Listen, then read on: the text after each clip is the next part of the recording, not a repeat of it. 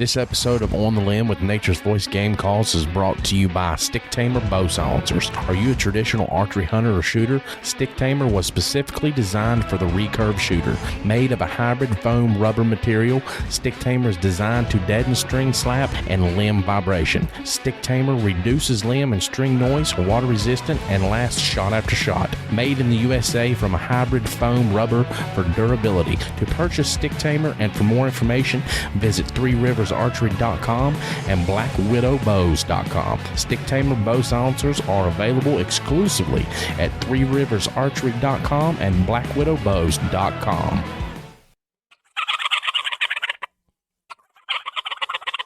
All right, guys, welcome to another episode of On the Limb with Nature's Voice Game Calls. I've got Dan Hall here with me tonight, co-host. And we've also got Dave Young back with us, co-host. Good to be back, boys. Nice. Yep. That called me in, man. Called you in just like I did the old WOWK TV Spencer Atkins there, huh? Yeah. The elusive Dave Young. Welcome back, Dave. It's been a while, man. Glad you could join us. Yeah.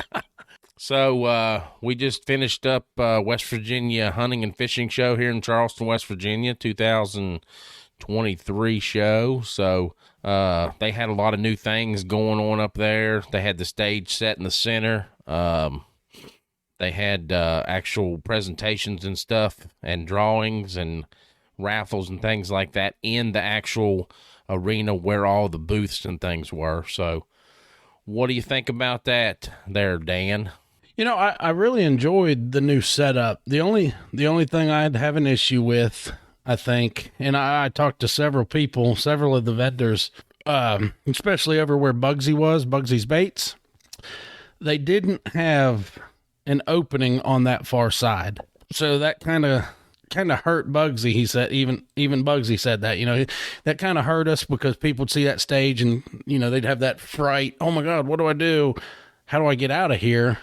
And it only had really one exit point unless you went back the way you came in. So hopefully next year, maybe they'll keep that stage there, which was awesome. You know, they had a lot of great presentations on that stage and the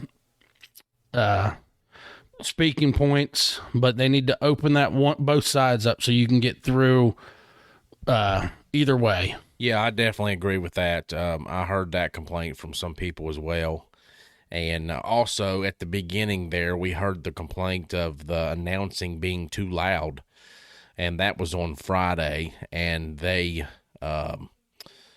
fixed that really fast there on Saturday and got that perfect. I mean, you know, you can still, because a lot of people that was coming by our booth, they want to be able to stand there and talk to you and things like that. And, you know, when it was that loud, we were actually standing there talking to some customers, and some customers was actually like, they need to turn that thing off. We can't even hear ourselves talk to you. So that was one of the other complaints. And really, those are the only two complaints that I heard out of the whole thing. Everybody else loved it.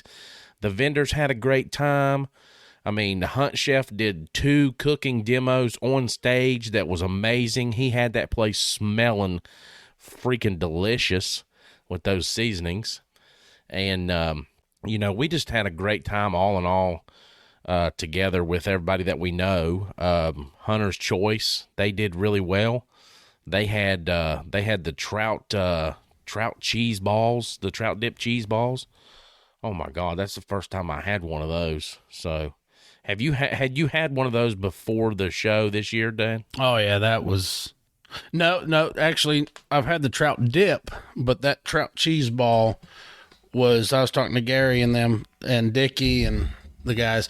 That was the first time that they created that. That was something they kind of threw together right before the show, and he only brought I want to say he told me 150 maybe is all of those he brought, and he had 8 of them left Saturday morning right before the show started. So he sold a pile of them on Friday. So you're talking about the actual dip or the cheese balls?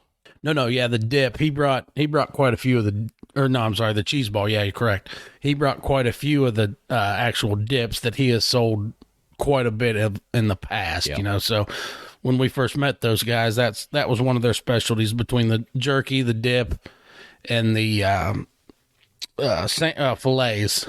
But that trout cheese ball was new to them this year, and like he said, it was something they just threw together. So obviously, it was a phenomenal I told hit. him when we went back that Sunday, or no, it was we went back Monday and we was cleaning up, and I said, man, that's the first time I ever had one of them cheese balls. I said, that thing's amazing. I said, my wife broke that out, and he was like, you ate that after having Outback? And I was like, heck yeah, I did. I mean, like, that was our 10 o'clock snack that evening. I told my wife, I said, you better put that cheese ball up or I'm going to eat the whole thing. Oh yeah, absolutely. And his other new thing was that creation his wife come up with, that tiger dill dip. I don't know did you get a chance to try that, I Mike? did not get a chance to try that one. Oh man, you screwed up. You screwed up bad if you didn't try that tiger dill. That was really good. Dave, did you get a chance to make it to the show this year, or what was up with that? No, I didn't get a chance to come out. That's what sucks. I actually I injured my knee. I wasn't able to walk. Friday morning, I woke up and I don't know what happened to me, but I wasn't able to walk on my knee. It popped or something on me. And Saturday was the same deal. Was that your left knee, your right knee, or The your right knee? Yeah, I'll just stop you there. Yeah, it was the right knee. Oh, okay. Yeah, Okay. the other two are fine. Just making sure what knee. Yeah, the other two are fine. No, yeah, it's the right one. It's just an old injury, and it every once in a while it'll pop, and I can't walk on it for a couple of days, and that's what happened. But Yeah, just go ahead and tell him, yeah. Dave. He I got always you. blames this knee injury on me. Come on, let's hear the story. Come on. listen, it was a Let's terrible speak thing it. you did to me, Mr. Booth. You know, so we're deer hunting, and we'll get back to the truck, and there's a group of guys, maybe five. Wait or a minute, six wait a of minute. us. I gotta throw something in Well- here real quick. Just wait. Dave does hunt. Oh, what the heck? Yeah. Wait, does Yeah. Dave hunt as much as you hunt, Michael? I probably hunt as much. Well, no, probably, No, you probably not. I don't turkey hunt. That's the only thing. That's the thing he's getting me on. Okay, finish I mean, the story. you've got to, if you go out like 3 times a year, Dave, you've got Michael I beat. go out 3 times a year. See, I got him. See, I'm more of like a deer, squirrel. Oh, you got him you then. know. Yeah. But anyway, so he and I are standing up in the back of this pickup truck out in the woods, and he just kind of locks arms with me and decides he wants to wrestle me in the back of this freaking truck. And so, you know, I don't know how many of you know, but Mike Booth, when you grab a hold of him, he's about like grabbing a bear. So anyway, yeah, my upper body went one way, and the bottom of my leg stayed where it was. And anyway, I wasn't able to walk for about a week after that. Yeah, one. that was the end of your hunt that day. So he blames it all on me. It was. And I didn't It go was. back in the woods. I felt bad, Well, I so I would stayed too. in the back I of the truck would with too. him, and we just sat there and shot the shit. Yeah, he stayed with me and made fun of me the whole time. Did you coddle him? I mean, Boothie is a good coddler, Yeah. so he probably cuddled you No, real he- nice. I mean, you know, he didn't mean to hurt me like that. He meant to hurt me, but not that way, you know. sure. All right, let's But, get back to the show. But anyway, yeah, no, I'm Sure, really sure. Well, I'm really sad I didn't get to come up there because that's the first one I've missed in a long time. So at least since they started doing it again. sure. Well, you know what? You can make up for that. We got some more shows coming up. You can do the Summersville. I'll tell you what. I'm excited for the Summersville one. We had a blast Yeah, I heard last it was year, and I'm really looking forward to that one. Yeah, it definitely is. When is that one usually? that one this year is at the end of March. I believe it's around the End of March. That's good bass time right yeah, there. it's about the 20. I think Good it's pre-spawn bass 25th, time. 24th, somewhere around there. That might be a good excuse to get me to Yeah, Summersville I think Lake. it was about the 24th. Because hey, there you go. Summersville's got some Heck good yeah. fishing. I've never bass fished Summersville. Walleye? Now, right now, it's the time for walleye up there. I don't know. I'm sure other fish are good in there at this time of the year, but I know the winter walleye up Summersville's killer. Yep, so that is March the 24th and 25th, the West Virginia Woods and Water Expo. Okay. It is at the Okay. Yeah, I'll try to make that one for Arena sure. and Convention Center, which is also the Armory. Right. Yep. Who's the guest this year, Michael? Wasn't it one of the Duck Dynasty guys? Yes, they have Godwin. Yep, Godwin or something, wasn't it, right? From Duck Dynasty. They got a couple guys from Mountain Monsters coming in. Cool. And I think they have a couple other guys too. But they always have good people come in like that and talk and, just hang out with all the, vendors and the guests and things. I tell you, one thing I liked about the Charleston show this year is Little General Stores Incorporated. They sponsored a vendor dinner that was on Saturday night, and we got to go up to the terrace there, and they had pulled pork, they had brisket, they had meatballs, they had wings, they even had ham that they were carving, and they had this beer mustard that they had made. Oh my gosh, it was so good. And then they had vegetables and all this, vegetable trays and all this different things. But, it was a good time to get up there and hang out with some of the people that you didn't get to talk to at the show and things like that. So that was a good thing. I enjoyed that. We took the family up there for that. So, man, I missed that. I'm so upset. I had left early. Well, not real early Saturday, but I did leave before you guys had a chance to go up there. So I had to go see Mama. Yeah, you had to spend some time with Mama because you've been out of town a lot, and that's understandable. We appreciate you coming up there and helping out and being there at the booth and helping out. We definitely used your help. I mean, we were slammed from the day they opened up all the way through, man. I mean, we sold out of hoodies. We sold out of our True Timber hoodies. We almost sold out of hats. I think we only brought 6 hats back with us. We completely sold out of mouth calls. We used every frame that we had, and I even sold one demo. I don't like selling demos.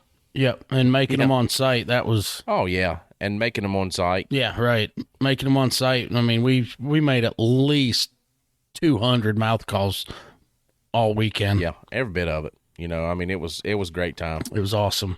And like you said, we was slammed from the get-go, too. It was not, what was it, Friday... It started at noon. By 12:30 Friday, there was lines of people. It was awesome. Oh yeah, they didn't have any empty booths. There was over 160 vendors there. So, this year it was sponsored by Cabela's, and the West Virginia Trophy Hunters Association always is the main sponsor, and then Cabela's is. Well, it's presented by the West Virginia Trophy Hunters Association, and then Cabela's was one of the main sponsors. Little General chipped in on that dinner and things like that, and there were a couple other sponsors as well, but I'm not sure who those were. But Jim Strawn, he done a great job on the announcing and things like that for the contests, and they even had a fashion show. Cabela's had a fashion show, so that went really well. I was kind of curious on how that would go, but it did pretty good. That's good. That sounds like it's a lot more vendors than last year. Did you get? Oh, sorry. Oh yeah, there was definitely more vendors this year than there was last year. I think that was still due to the whole COVID man. For the vendors of last year, but it was definitely a full show this year. Oh, absolutely, I agree. Put it behind us. Let's move forward. Yep. Did you get a final count number of people, Michael, for how many people came through the show this weekend? No, I didn't. I was just texting somebody before we got on to see if I could get a final number. Let me see if they got back with me. No, they hadn't got back with me yet. I heard Okay, I know there was at least... Well, I heard an unofficial number of 12,000 for the whole weekend, so... Sure, yeah. I would buy that, absolutely. There's at least 10,000 people come through there. I talked to 9,000 of them, I'm sure. Well, you could carry on a conversation with a tree, so I could see that. Dan can talk to anybody, man. I kind of freeze up. Absolutely can. Sometimes. So, not sure what caught on that, but talking about the Summersville show, Dave, okay. You're definitely going to have to come up and check that out, man. It's a little bit indoors different as well. Is that right? Yeah, it's definitely a little different than the Charleston show. It's a lot smaller scale. Good. But it's a good time. What show was it last year, Mike? That It is. It is you were indoors. outside. Yep. Was that? That was at the Summit. It was the Summit Bechtel Reserve. It was the West Virginia Hunting and Fishing Days. Oh, okay. For some reason, I thought it was at. Gosh, the name is escaping me right now. What's it? Pipestem. You're thinking it was at Stonewall. I thought it was at Pipestem. No. Okay. Yep. Sure did. Speaking on shows, Michael, you remember our Elkview shows, the Elkview days we did? Man, that was a fun little show. They had they always had a dinner, like a roadkill dinner at the show. We did it for 2 years straight, and then COVID happened and they stopped doing it. But they always had like a roadkill dinner during the show for all the vendors. That was good times. Critter dinner. Yeah, the critter dinner. That's it. Yep. Yeah, my grandma's church in Goldtown, they have one of those every year. Critter dinner. They do like, I don't know, rabbit and rattlesnake and just all kinds of stuff like that. Elk and all kinds of stuff. It's pretty good. Yeah, I'm gonna. So our next show we got coming up is Morgantown. What? That is the they call it like the West Virginia Hunting, Fishing, Is it and pretty big? Sports Show. Yeah. So that's at the Milan Puskar Park. What we have? What's the show in between the Morgantown and the Somersville one there, Michael? Don't we have a nice little show between? It's not actually a show. It's just West Virginia Bow Hunter Association's doing their annual banquet in Flatwoods at the Days Inn Conference and Convention Center. So they personally invited us up to set up our booth there and join their banquet and things. So Oh, nice. Yeah, we've had a couple of those this weekend. Actually, people talking to us wanting us to partake in their shows that they're trying to put together. I know the Greenbriers having something going on, right? They're doing that this year? yeah, this is going to be their first year. We've got paperwork and stuff on it, but it being the first year of it, I want to see how it does before we put $1,200 into a booth. I mean, they're going to, I don't know, you just kind of got to build yourself. Just because it's the Greenbrier doesn't mean everybody's going to come there vendor-wise, because they have to recoup those prices and Right. those fees, I mean, and for us to recoup that, I mean, you're looking at you need 3,000 people there. Oh, absolutely. I know we talked about a little bit. That's a little steep for a brand new show just now kicking off and starting. They're wanting, I think they had a couple tiers, didn't they? Like a 12, a 15, and a 2,000. 2,000. Yeah, and there's different things that come with those tiers, but yeah, I mean, I don't know. It's something good. I mean, I want to go and I want to be a part of it, but it's got to be beneficial to the vendors. You know what I mean? And if you're not expecting 3,000 people the first day, because it's only a 2-day show, I think that it's definitely going to be a little hard to get some vendors in there. But I'm excited to see how it does for the first time, and it's something new. People may go and flock to it because it's something new, and it will be promoted and marketed heavily. So that may be a driving force behind it. But we got an email today from it's an organization called the MOV Sportsman's Expo, and that's out of Parkersburg, West Virginia. This guy had attended the Charleston show and seen us there. And I apologize, but we talked to so many people there. He said he talked to us, but I do not remember his name. I'm not good with names anyways. But there were so many people that came through and we talked to about products. But this is a show that's just started here, within the past couple of years, and they only have about 300 to 500 people attending, but the number's growing. They have about 50 different vendors there, and that MOV is I believe it's the Mid-Ohio Valley is what that stands for. So Right, yep. I told them we were interested in that, and there's no booth fee, so that's a good thing. When you're starting out like this, it's good to say, hey, there's no booth fee. You guys come set up and we'll see how it goes. See how much attendance we have, and we can build this organization and show together, and then you can start charging your vendors and things. So I think they've got something going here with this show. I had never heard about it, so I'm glad he reached out to us. So we'll see how that goes.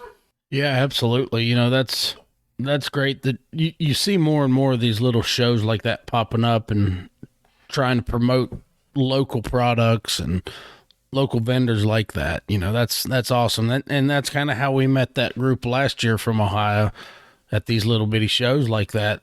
And, you know, things have blossomed from those meetings. Well, you know, sometimes these smaller shows can be better than the big ones because you actually get to interact and talk to the customers and stuff that come by. And they want to stand at your booth and they want to talk to you about hunting, and they want to tell you their hunting stories and their experiences and things like that. And that's where you really get to know your customers and show them your product. Something good. That'd be something good as you grow too, yeah, Mike. absolutely. Is, you know, like you talked about Dan helping you at your booth and stuff. Having somebody on your team for your booth at like larger shows that could interact more with customers instead of having to. You know what I'm saying? That might be something to look into. It might, I don't know, might help with your customer base and stuff. Or maybe that's a dumb idea. No, not at all. No, that's really? that idea is used by several different companies. Yep. But you have to have the staff and the pro staff that's wanting to come and spend that time and right, you know, promote your product. Most I'm not saying that we have bad pro staff. We have good pro staff, but we just recently last year took our field staff away. We incorporated everybody in with pro staff. So right. But you know, go ahead, Dan. But our problem with our pro staff, you know, it's not a problem with our pro staff per se. We have a lot of guys from out of state. We got some guys from Maine, you know, a lot of guys from Maine and all that. Exactly. So it's not like, hey, they're just going to come right down to our shows drive 8 and hours help us out as much as they can, because that's a trip. Sure. So, you know, we got several guys from West Virginia that help deal with stuff, but yeah, that's the problem. We're trying to expand, and we got people from all over the place right now. Yeah, I didn't know that was an actual strategy at some of these shows by businesses to do that. I think it would be pretty smart if you had the extra staff, you know, to do it or whatever. Yeah, well, a lot of these companies, like bigger companies, they'll actually put out an ad and say, hey, we need somebody to work this show for us. So these people could be hunters. They could be outdoorsmen or outdoors women, whatever you want to call it. But they really have no interest in the product that they're selling. I don't personally want that. It's great to have a body there to sell your products, but it's not about selling the products to us in 100%. I mean, yes, we're in this to obviously make a little bit of money and to continue the business, but the biggest thing we're in this to do is to continue the hunting heritage with kids and to introduce new kids to the outdoors and different things like that. So you have to have that passion for kids in the hunting industry and to getting them started. Absolutely, man. I'm with you. And hunting in the outdoors in general. Absolutely. And you know what? Speaking on that, we had so many kids this weekend at the hunting show that was interested. You know, we make our calls right there at the show so people can see kind of the process and all that. And it's great. You know, we get the kids, they're like, Daddy, I want this call. I'm like, well, buddy, that call's a little bit advanced. I would recommend you use this call. This is our call that we recommend for the children to starting out and all that. But then you get to tell them, hey, you want to see how your call's getting made? Come around here and we will show you how your call's getting made. So that really perks their interest. We had one boy, River. You know, he'd never blew a call before. He was a little sweetheart, man. That little boy had a ghillie suit on, and he was engrossed with it. You know, he's never blew a call before. His mom was like, he's never used one of these. What's he do? I said, we'll explain it to him. You know, we're not going to just give him a call and send him on his way. Good luck, boy. You know, we showed him, and by the time he left our booth, what was he doing, Booth? Was he making calls? Or he was making sounds. Yeah, by the time he left us, he was making a sound with that mouth call, just walked around the edge of the booth. And I told him, I said, buddy, I said, this, you know, the first little sound that you make, that's what you build on with that. You know, we gave him the basics, and I showed him how to place it in his mouth. And, you know, you're always putting tab down and things like that, and making sure that the cuts are faced forward. And I put a little bend in it for him. But, yeah, I mean, he did awesome. You know, he's going to end up progressing with that thing. And that's most of the time, you know, like a lot of the guys that were trying out our mouth calls, you know, some of them wanted to put them right in their mouth as soon as we made them. And our calls are extremely easy to work, the mouth calls, right as soon as we make them. You know, I mean, we make calls for hunters, and that's what we pride ourselves on. They're the ease of use for them to work them. Well, I need that little guy to show me how to use one, because I'm telling you, I've tried and I can't get it right. But maybe I just need you guys to walk me through it a little bit. Well, I mean, I'm sure we could call some of these little kids up that just started learning. They can teach you a little bit there, Dave. Yeah, thanks, Dan. That's great.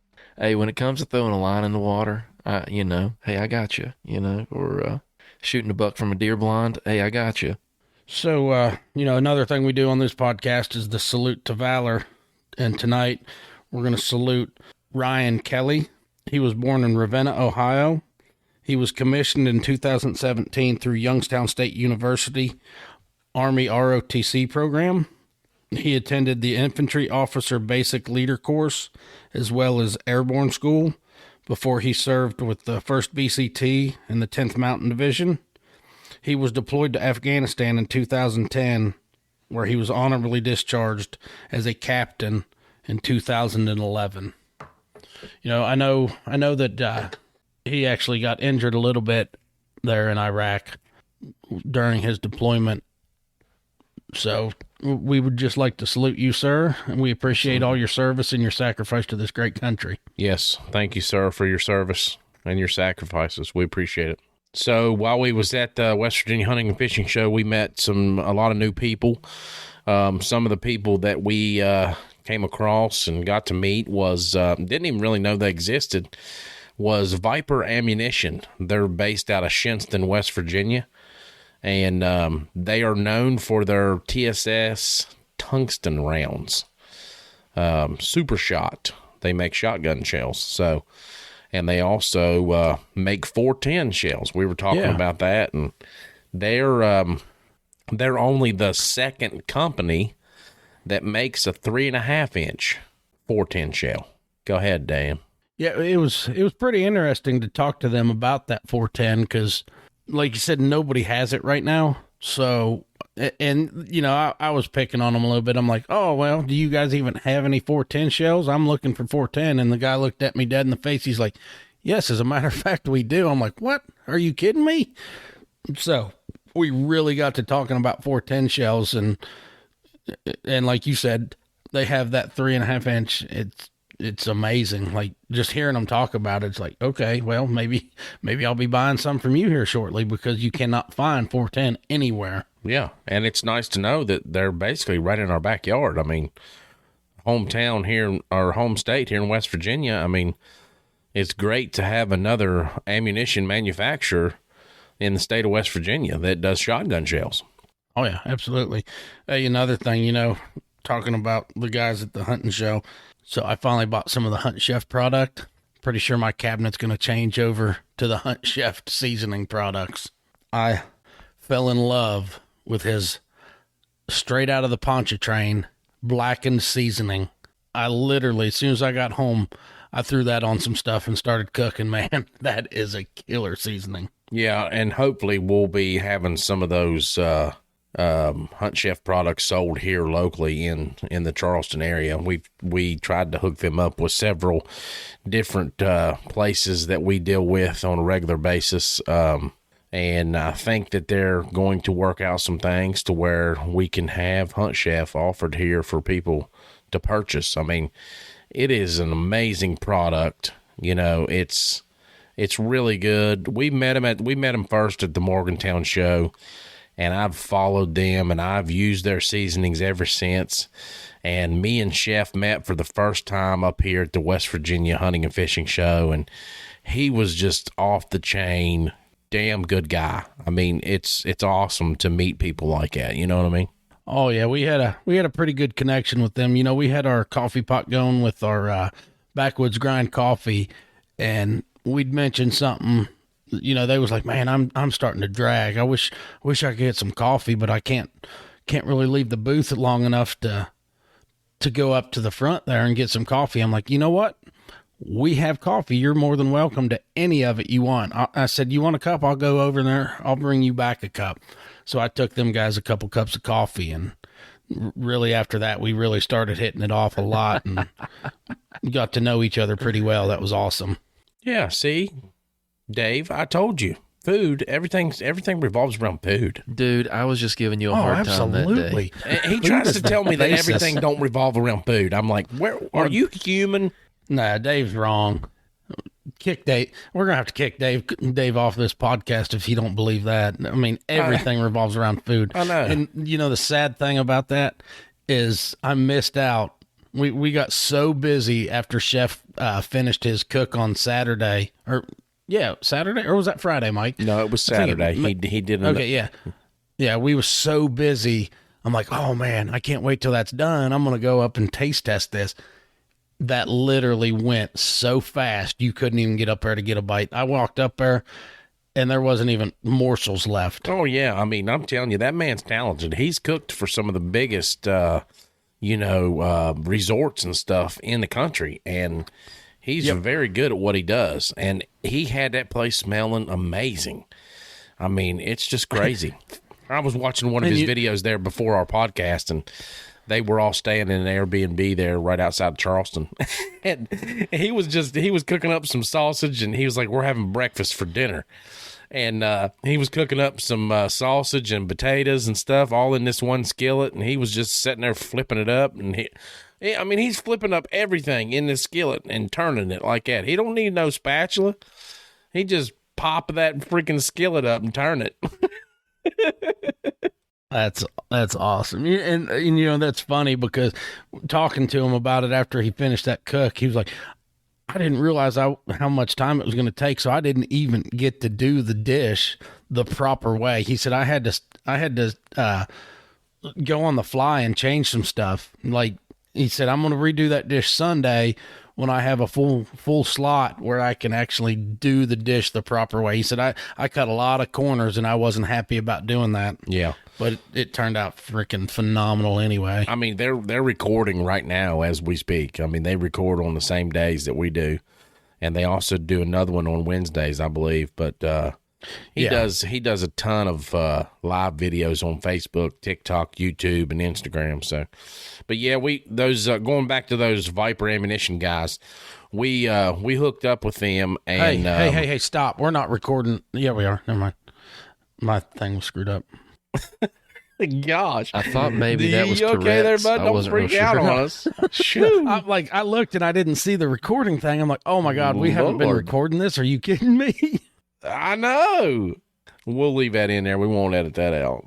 Anyways, so back to the Viper Ammunition guys. So they come over, introduced themselves to us, and we were sitting there talking about stuff. And you know, one of the guys there, I believe it's his son, he served in the military. So we're going to be saluting him on one of the episodes coming up soon. So we've reached out to them to get their information. But yeah, I mean, salute to service. That's one of the things that, I go back and say salute to service. Sorry. Salute to valor is what we call it here on our podcast. We call it salute to valor. So did you actually call it by the right name tonight, Dano? He sure did, and salute to valor is superior. I just must say that. Yeah. I sure did. Yep. I was thinking of that earlier because I'm like, man, we talked about changing it several episodes back, and I'm like, I think one of those last episodes I said salute to service. Yeah. And it didn't feel as right as going back and saying the salute to valor since we've been doing it for so long now. Well, it's hard to get into the routine after you've been saying something else all that time. I mean, we was doing good, but I'm going to tell you, between these podcasts, it seems like it's forever. It seems like the week is like a month. It does, because, you know, we, like you said, we was doing it. We was trying to catch up for when we started. We was doing two podcasts a week. That way we could make that first season a little bit longer. Yeah. And knowing we was coming into the new season, we decided let's do one a week, since it's going to run longer now. We don't have to crunch it as much. Yep. And it does change a lot. You know, you kind of get out of it a little bit because you're not expecting one on Monday, one on Wednesday. So it's like you got one on Monday, and then you're like, man, I got a whole nother week to go before the next Monday. This kind of sucks. Well, like yesterday evening, I mean, we were going to do it yesterday evening, but I mean, I'm telling you, we was beat after the show on Sunday evening. They had another concert coming in, so we couldn't even really get in there to get our trailers out and to get loaded up. And I told my wife, I said, I am not going back after we eat dinner. I said, we'll go back Monday morning. And we'll, because we put everything together, and all we had to do is put it on carts and take it to the trailer. So we helped the other guys there at Laurel Fork Farms and Outdoors, and they helped us out. And Hunter's Choice, they helped us out, and we helped them out. I mean, that's what these shows are about, man. Going and hanging out and helping each other out and having a good time. I mean, I enjoy it. As soon as January comes around, I'm honestly ready for the Charleston, West Virginia Hunting and Fishing Show. Oh, absolutely. Yeah. And, talking about how you wouldn't think it, but I know me and you talked about it over the course of the show. My feet were dog tired. Like, I'm used to standing and working through my feet, working on my feet and walking around. But that was different. The bottoms of my feet was like, okay, you need to get off me. It's time to sit down for a minute. It sure is. I mean, the only times that I'm sitting down is when I'm making mouth calls, and that can be sometimes hours at a time. But but when we're up, I mean, we're out in the middle of the floor, we're in front of the booth, we're calling, we're doing things to promote our products and just draw people into that little area that we have, because James with the Laurel Fork and Farm and Outdoors, they're there with us, and they had like 4 or 5 different booths.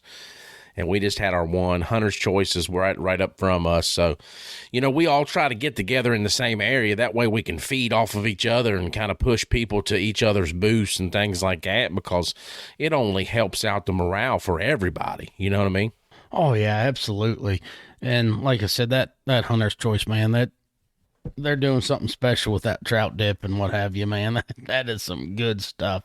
I can't wait to see them again at the Summersville show, because actually I got to talking with them. I've been wanting to do some deer bacon, and he was like, man, we do deer bacon. So I'm going to actually end up taking him probably about 15, 20 pounds of deer burger to the Summersville show so he can take it back to his shop and make me some. And I'm just going to go up to Shady Springs and pick it up, man. It's going to be awesome. Speaking of bacon, they gave us some bacon to try out. And man, you talk about good. It reminds me, it's like it's a 5-day process is what he said. And they actually start out doing a cold smoke, and then they get the temperature and rise it up to a certain temperature. And it's really good stuff. It reminds me of country ham, because I like salty foods anyways. So it kind of reminds me of the country ham, but it's bacon, and it's phenomenal. We had BLTs last night. Oh yeah, that bacon was good, man. And that's been the thing here lately. I'm talking to Hunt Chef. He had a venison bacon, but his was a lot different. Like I asked him, I was like, how are you doing this? Because it was ground meat, but it had no like pork. You couldn't taste any of the pork flavor in it. And he's like, you just don't cut near as much of the fat out of the venison as most people do, because processing your own deer, you a lot of people try to cut most of that fat out. He's like, leave a lot of that fat in there if you expect to do bacon out of it, and it gives you this kind of flavor. So it's like, man, that's awesome. I'm going to try that. So, and he's got the kit for that through Hunt Chef that I'm going to try it probably next year. I'm going to buy some and try to do it myself there. Nice. Yeah. Yeah. They got some good products. So, something else that we like to do every podcast, if we can, is a verse of the day. So if you guys are ready for that, I'll just kick it out there to you. It is. Bring it on, PD. Bring it on. Bring it on, baby. All right. Did you say PD or part-time? I didn't catch that. Oh, man. All right, I'm finding a different verse for Dan. I'm going to find one. I'm just kidding. Hey, we still love you, Dave. Thanks, man. I love you guys, we too. Understand. Yeah, I don't like... We understand the busyness you have on a Monday, so it's... Yeah. Well, I mean, he's got 17 kids. What do you expect? Yeah, man. 17 kids and 45 grandchildren, doesn't he? I think, or absolutely not. No grandchildren. Soon to be. Oh, no. That's coming, Dave. Yeah, you wait till them girls are older. Oh my God, dude! Listen, man. I don't want a grandkid. You're gonna be pappy, papaw, pawpaw, grandpa, grandfather. You name it. They're gonna call you all of it. I don't want to talk about that until all my girls are out of the house, and then maybe we'll talk. Right now, I'm just I'm keeping my guns loaded. That's all I'm gonna say about that. Hey, I got the shovel, buddy. Awesome, man. Hey, that's a real friend. Backhoe. A real friend will help you bury the bodies. That's right. Anyway, 1 John chapter 1 verse 5, and then we're going to read 6 and 7 too. I won't take a whole lot of time, but anyway, this is out of the Passion. This is the life-giving message. So it's life-giving message we've heard him share, and it's still ringing in our ears. We now repeat his words to you. God is pure light. You will never find even a trace of darkness in him. If we claim we share life with him, but keep walking in the realm of darkness, we're fooling ourselves and not living the truth. But if we keep living in the pure light that surrounds him, we share unbroken fellowship with one another, and the blood of Jesus, his Son, continually cleanses us from all sin. And, it seems like the longer we go, fellers, this world is just getting darker and darker and darker, but the light's getting brighter and brighter. It can be pitch black outside. You can strike a match on a hillside, and you can see that match for a long way away. And so it seems to me like the darker it gets in the world, the brighter the love of God is going to shine, and we just got to continue, we got to continue loving God, loving his people, loving everybody, just doing kind things for each other, and trying to put that into young people, put it into kids, and build on it, in our homes. Sure, absolutely. Yep, that's like what we was talking about, helping them people out and them helping us. I mean, us being Christians, we don't help people out expecting something back in return. We help people out and do that because that's what Jesus would do. I mean, it's you generally have to have that love for people, and you want to see them go over just as well as you do yourself. Absolutely, absolutely. And yeah, you guys talk about relationships with hunting and stuff like that.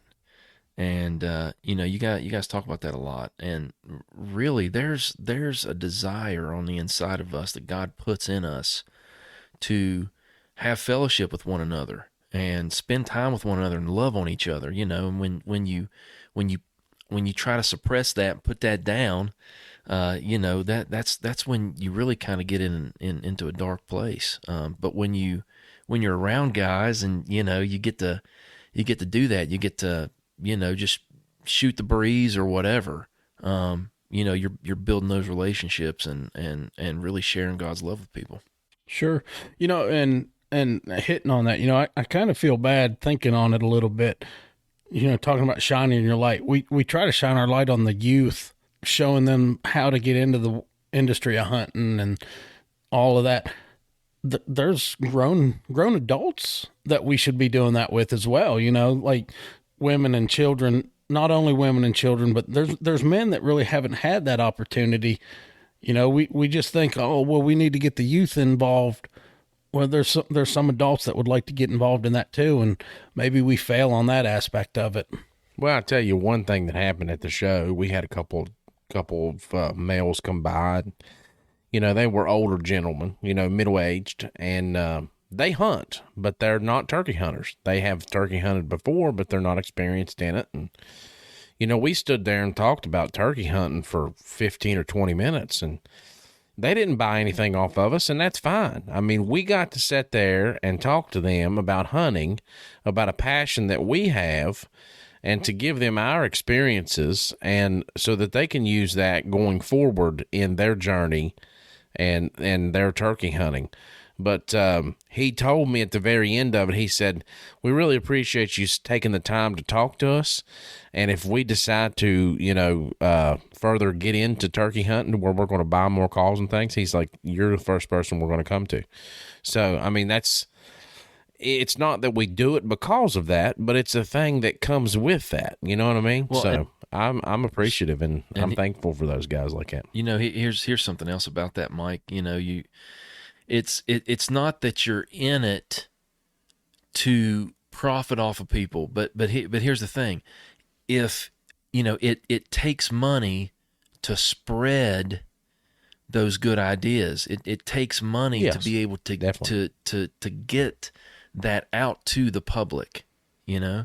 And whenever small businesses, small hunting businesses like you and other people from our state, whenever you make money, you're putting it back into the people. You're putting it back into the state. You're using that to spread this culture of hunting and family and God and outdoors, and you know what I'm saying? You're using it to spread that into the state of West Virginia, and you can't separate the amount of money that it takes to do those things from doing those acts. Does that make sense?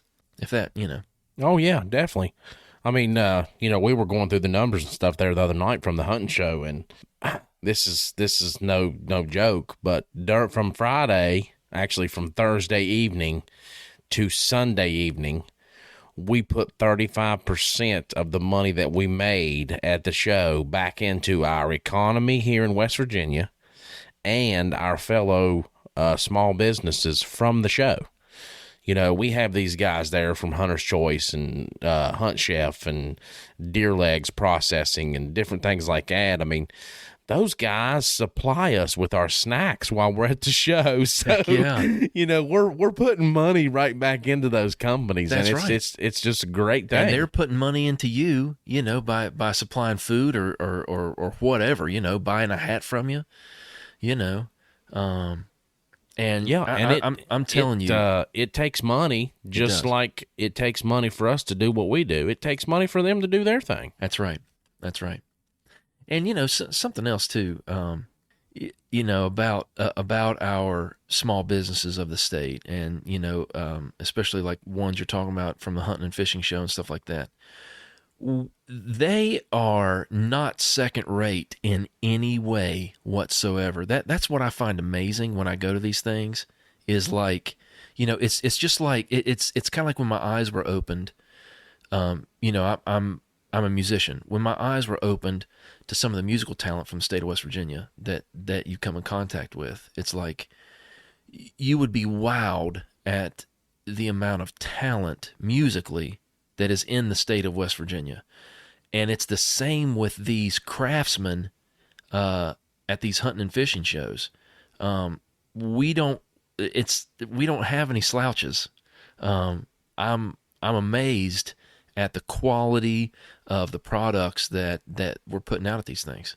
Oh yeah, I mean, we have some great small businesses in the outdoor industry here in West Virginia, and you know, that's what I've said on previous podcasts. That's one of the things that I love about our state government.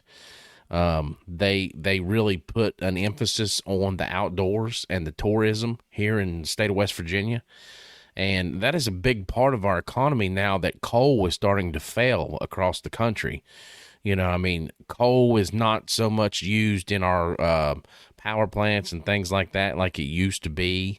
And the coal production here in West Virginia has drastically decreased over the last 10 years.